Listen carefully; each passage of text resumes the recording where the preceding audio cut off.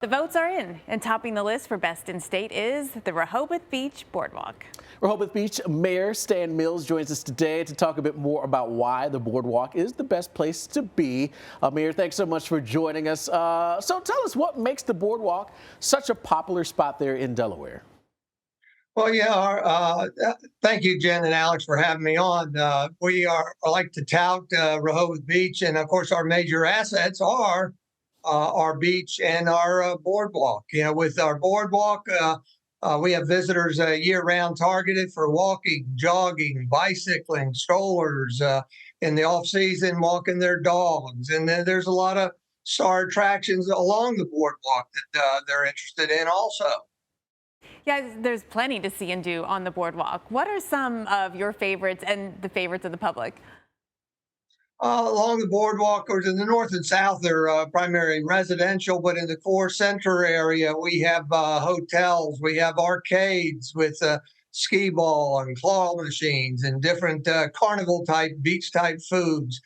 We actually have a full scale amusement park here in Rehoboth Beach called Funland. It's open summertime only. It's got something for all ages, whether it's kiddie rides on boats or fire engines to bumper cars, carousels, haunted house, and other skee ball type arcade items. And those are all fun and welcomed by all our visitors.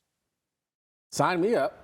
I know. I'm ready. This feels like, well, I did go to Rehoboth Beach, and, this kind of thing did growing up, Yeah. So, Mayor, we know this attraction is lots of history, right? More than 100 years old, originally built in 1873. Now, have there been any major weather events that have impacted or helped reshape the boardwalk over time?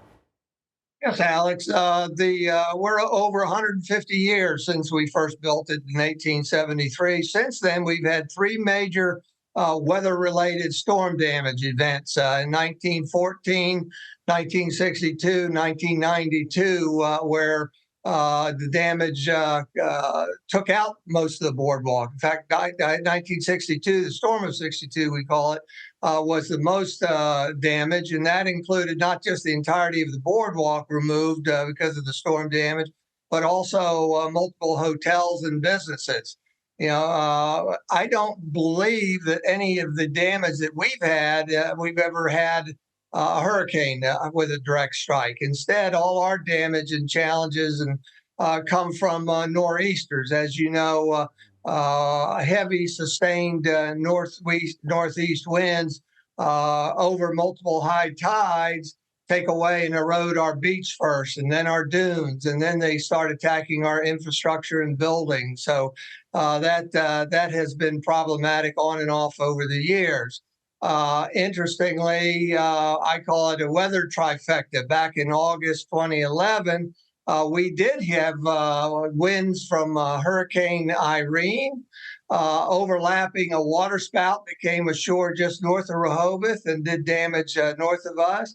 And we had a earthquake all on the same day. No damage done or anything, but it was quite interesting. And of course, after that, I guess the next biggie was Hurricane Sandy, which did not get close of us to really do any damage, but as you know, made landfall probably just about 60 miles north of us in New Jersey.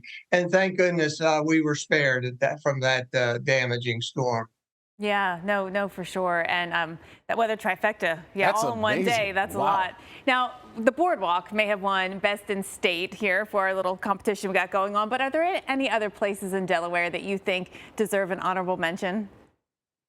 I think a lot of these, I of course migrate to all the small coastal towns, Lewis, Delaware, and Bethany Beach.